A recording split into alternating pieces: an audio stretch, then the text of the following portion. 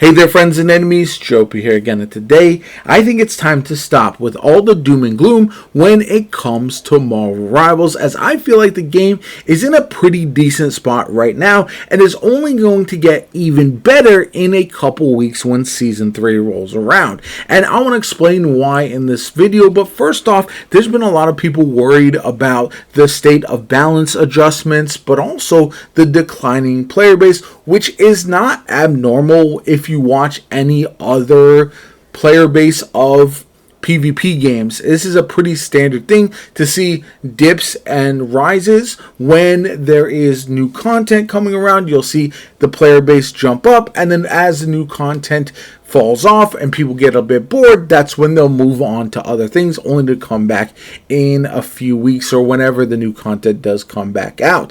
And this is why Season 3 is going to be so important for the game. Right now, there's still almost 100k players on Steam alone, not including the Xbox and PlayStation player bases, and once Season 3 rolls around, we will get a new season every other month. That is going to allow for a new character to drop every single month, which is an insane pace. I don't know if they'll be able to keep it up going forward, but if they do, they're going to be allowing players to get excited about the next new thing shortly after getting bored from the last new shiny toy that they've been playing with. And I think that's going to really change the way people approach the game.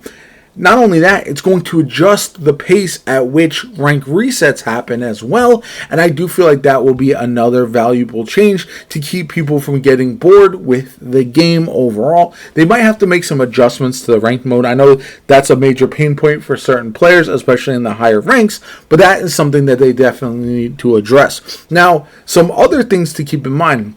We had the testing for the Ultron's Battle Matrix. I do feel like with some tweaks, that could be a really fun alternate permanent mode in the game. There are some other additional modes as well that I hope they test out and try, because adding variety would be incredibly helpful with regards to Marvel Rivals. It does feel like it's either quick play or competitive, and that's about it. The limited time modes that come out aren't necessarily as engaging as you might want them to be after the first day or so, and so I do feel like the Battle Matrix, something like that, with some tweaks, could be a really fun alternate way to play the game, especially for those solo players who don't want to be wholly reliant on teammates. Now, some things to keep in mind as well. There were complaints about the potential leaked characters.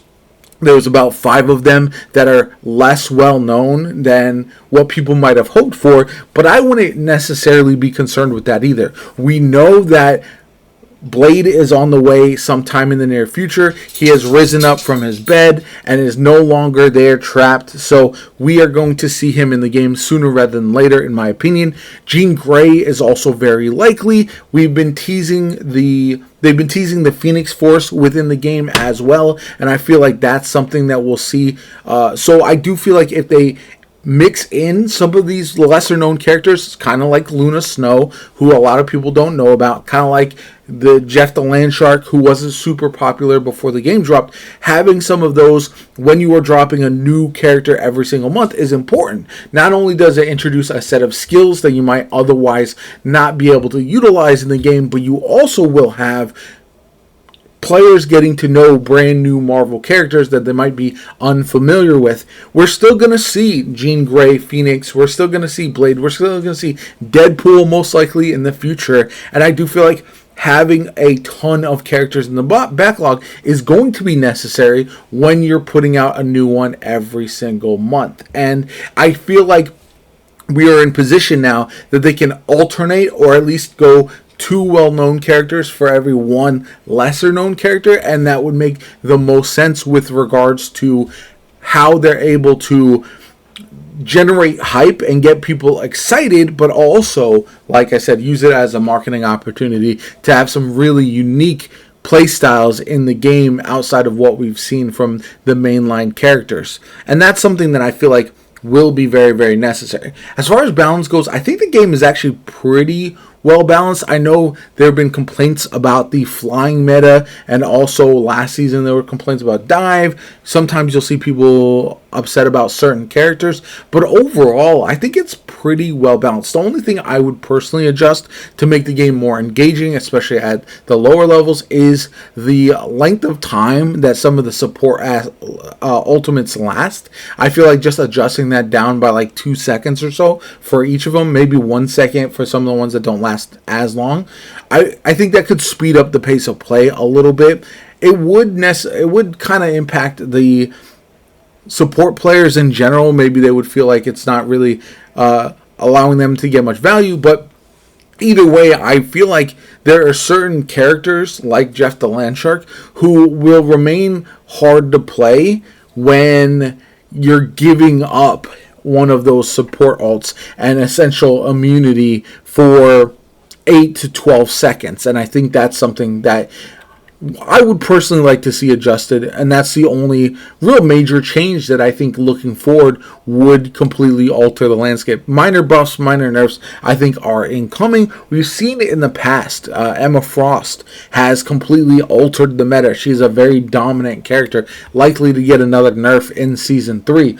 And I'm imagining whoever they introduce next will face a similar type of situation where they're either going to be very, very strong. We've seen that before. Or if they're not very strong initially, they will get a buff and see a lot of people jumping in to use them. Ultron is a character who I think initially people were very excited about. They thought he was going to be really strong. And then started to believe maybe he was a bit underwhelming, and then you saw at the highest end people be absolutely insane with him, similar to Adam Warlock or a strategist like that, who really fits in better with triple support comp type of situation. So lots of things to consider there. I am looking forward to the balance changes. Personally, I hope we see a shakeup in the meta and some of the lesser used characters get a big buff, or at least get an adjustment that makes them a bit more exciting.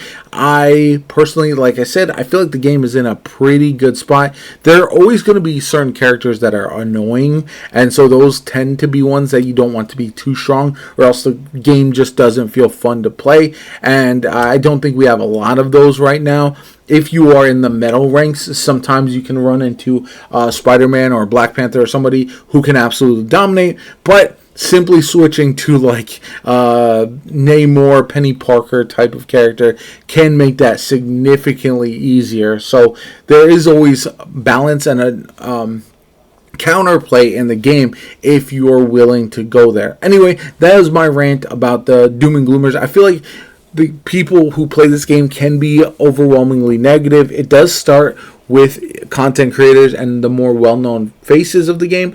I also was watching a lot of the Marvel Rivals Ignite tournament, and it did look like it was very fun to play with some of the variety, some of the back and forth. We did see some mirror comps. We saw some teams that would main a singular character that would often get banned. So there's a lot there to consider. I also feel like the ban system in the competitive tournament, the pro tournament, was better than what we have currently in the game right now, and could be another adjustment that shakes things up going forward with some tweaks. Again, I think it's not perfect, but it is maybe potentially better than what we have now. And overall, just a really exciting time for me as a Marvel Rivals player, because I am someone who will jump back in when there's new stuff. I will play with friends. I will enjoy my climb. But at the end of the day, I like a variety of experiences. And if I'm not getting that within Marvel Rivals, I'll look to other games. So the more different types of gameplay within Marvel Rivals, the more that I will personally play it. And I know there are others who are kind of similar. Once they get bored with the game, they put it down. Maybe they don't come back. And those are the types of players that I think the Marvel Rivals developers need to recapture, if at all possible. Anyway, let me know what you guys think in the comments down below. Like the video as always, comment, subscribe. Have a good one, and I'll catch you all later.